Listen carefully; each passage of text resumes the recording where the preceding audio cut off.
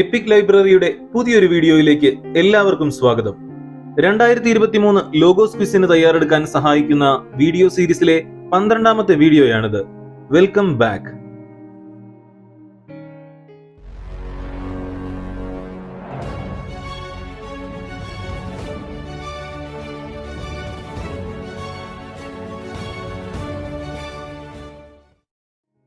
വിശുദ്ധ ലൂക്കായുടെ സുവിശേഷം 6-ാം അധ്യായം 27 മുതൽ 49 വരെ വാക്യങ്ങളുമായി ബന്ധപ്പെട്ട ചോദ്യങ്ങളും അവയുടെ ഉത്തരങ്ങളുമാണ് നമ്മൾ ഇന്ന് പഠിക്കുന്നത്.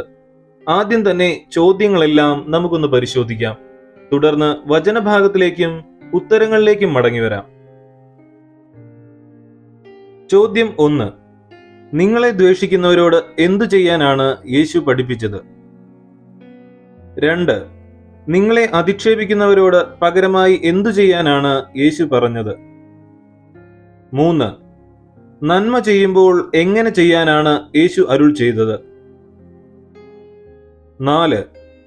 നിങ്ങളുടെ പിതാവ് കരുണയുള്ളവനായിരിക്കുന്നത് പോലെ നിങ്ങളും കരുണയുള്ളവരായിരിക്കുവിൻ. അധ്യായവും വാക്യവും പറയുക. 5. നിന്റെ സഹോദരന്റെ കണ്ണിലെ ഡാഷ് നീ കാണുകയും സ്വന്തം കണ്ണിലെ ഡാഷ് ഗൗനിക്കാതിരിക്കുകയും ചെയ്യുന്നതെന്ത്? 6. ഓരോ വൃക്ഷവും എങ്ങനെ തിരിച്ചറിയപ്പെടുമെന്നാണ് യേശു പറഞ്ഞത്? 7. നല്ല മനുഷ്യൻ തന്റെ ഹൃദയത്തിലെ ഡാഷ് ഇൽ നിന്ന് നന്മ പുറപ്പെടുവിക്കുന്നു. 8. ആരെ അനുഗ്രഹിക്കുമെന്നാണ് ഈശോ പഠിപ്പിച്ചത്? 9. ലൂക്കാ സുവിശേഷം അധ്യായം 6 പ്രകാരം കുരുടനെ കുരുടൻ നയിച്ചാൽ എന്തു സംഭവിക്കും? 10. പാറമേൽ ഭവനം പണിത മനുഷ്യൻ ആർക്ക് സദൃശ്യനാണെന്നാണ് ഈശോ പറഞ്ഞത്? പ്രധാനപ്പെട്ട 10 ചോദ്യങ്ങളാണ് നമ്മൾ പരിശോധിച്ചത്. ഇനി വചനഭാഗത്തിലൂടെ കടന്നുപോകാം.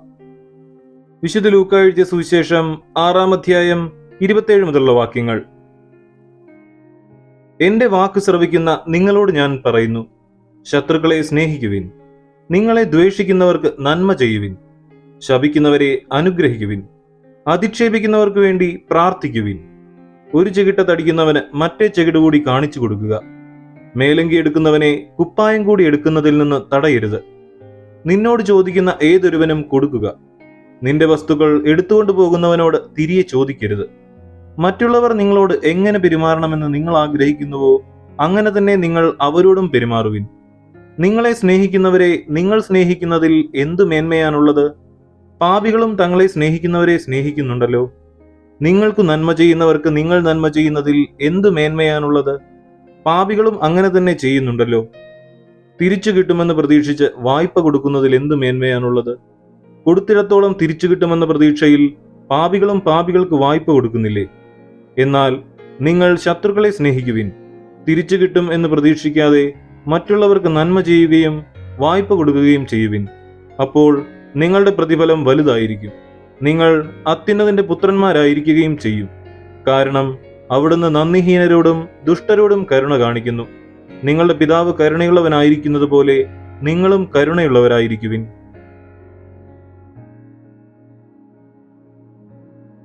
നിങ്ങൾ വിധിക്കരുത്, നിങ്ങളും വിധിക്കപ്പെടുകയില്ല.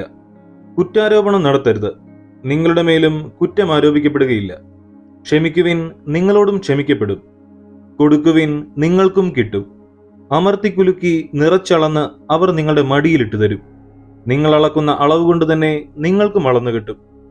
അവൻ ഒരു ഉപമയും അവരോട് പറഞ്ഞു. കുരുടന് കുരുടനെ നയിക്കാൻ സാധിക്കുമോ? ഇരുവരും കുഴിയിൽ വീഴുകയില്ലേ? ശിഷ്യൻ ഗുരുവിനേക്കാൾ വലിയവനല്ല. എന്നാൽ എല്ലാം പഠിച്ചു കഴിയുമ്പോൾ അവൻ ഗുരുവിനെ പോലെയാകും. നിന്റെ സഹോദരന്റെ കണ്ണിലെ കരട് നീ കാണുകയും സ്വന്തം കണ്ണിലെ തടിക്കഷ്ണത്തെ ഗൗനിക്കാതിരിക്കുകയും ചെയ്യുന്നതെന്ത്? സ്വന്തം കണ്ണിലെ തടിക്കഷ്ണം കാണാതിരിക്കെ സഹോദര, നിന്റെ കണ്ണിലെ കരട് ഞാൻ എടുത്തു കളയട്ടെ എന്ന് പറയാൻ നിനക്കെങ്ങനെ കഴിയും? കപടനാട്യക്കാരാ, ആദ്യമേ നിന്റെ കണ്ണിലെ തടിക്കഷ്ണം എടുത്തു മാറ്റുക.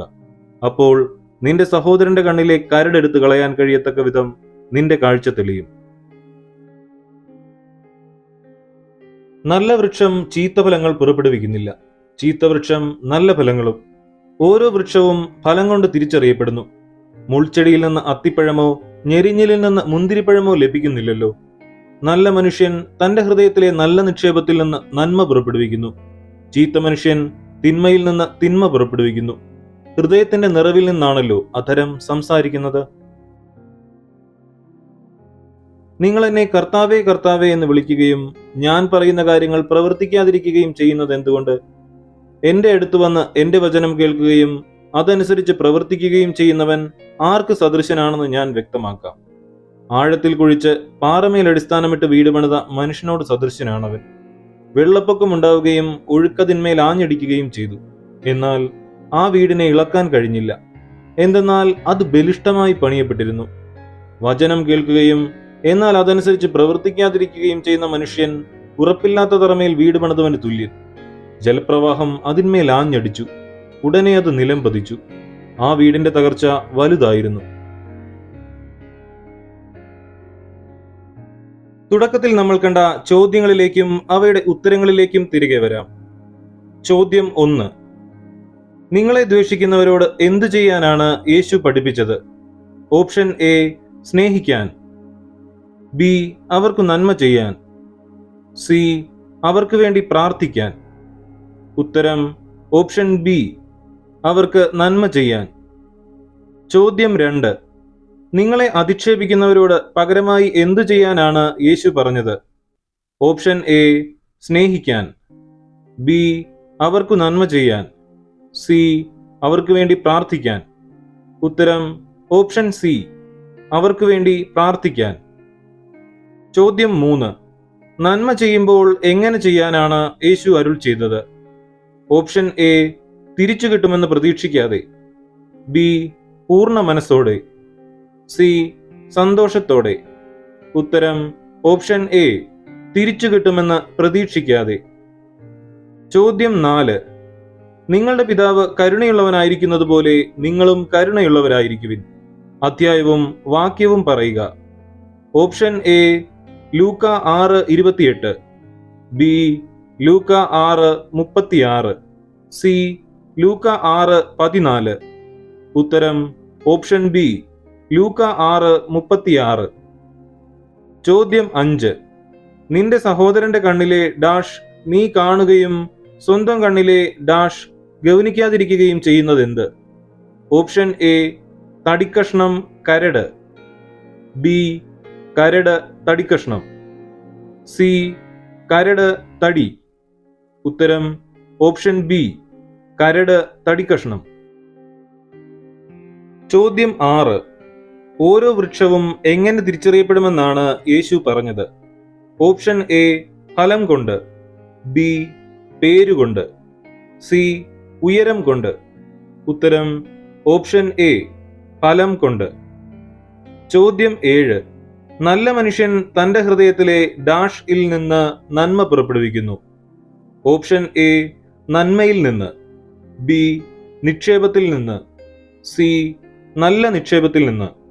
ഉത്തരം ഓപ്ഷൻ സി, നല്ല നിക്ഷേപത്തിൽ നിന്ന്. ചോദ്യം 8. ആരെ അനുഗ്രഹിക്കുവിൻ എന്നാണ് ഈശോ പഠിപ്പിച്ചത്? ഓപ്ഷൻ എ, ശത്രുക്കളെ. ബി, ശപിക്കുന്നവരെ. സി, ദ്വേഷിക്കുന്നവരെ. ഉത്തരം ഓപ്ഷൻ ബി, ശപിക്കുന്നവരെ.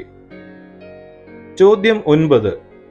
ലൂക്കാ സുവിശേഷം അധ്യായം 6 പ്രകാരം കുരുടനെ കുരുടൻ നയിച്ചാൽ എന്തു സംഭവിക്കും? ഓപ്ഷൻ എ, ഇരുവരും ലക്ഷ്യത്തിലെത്തില്ല. ബി, ഇരുവരും നശിക്കും. സി, ഇരുവരും കുഴിയിൽ വീഴും. ഉത്തരം ഓപ്ഷൻ സി, ഇരുവരും കുഴിയിൽ വീഴും. ചോദ്യം 10. പാറമേൽ ഭവനം പണിത മനുഷ്യൻ ആർക്ക് സദൃശനാണെന്നാണ് ഈശോ പറഞ്ഞത്? ഓപ്ഷൻ എ, അവിടുത്തെ വചനം കേൾക്കുന്നവൻ. ബി, നീതിമാനായ മനുഷ്യൻ. സി, അവിടുത്തെ വചനം കേൾക്കുകയും അതനുസരിച്ച് പ്രവർത്തിക്കുകയും ചെയ്യുന്നവൻ. ഉത്തരം ഓപ്ഷൻ സി, അവിടുത്തെ വചനം കേൾക്കുകയും അതനുസരിച്ച് പ്രവർത്തിക്കുകയും ചെയ്യുന്നവൻ. 2023 ലോഗോസ് ക്വിസിന് തയ്യാറെടുക്കാൻ സഹായിക്കുന്ന വീഡിയോ സീരീസിലെ 12ാമത്തെ വീഡിയോ ഇവിടെ അവസാനിക്കുകയാണ്. അടുത്ത ഭാഗവുമായി ഉടൻ തന്നെ മടങ്ങിവരാം. എല്ലാവർക്കും നന്ദി.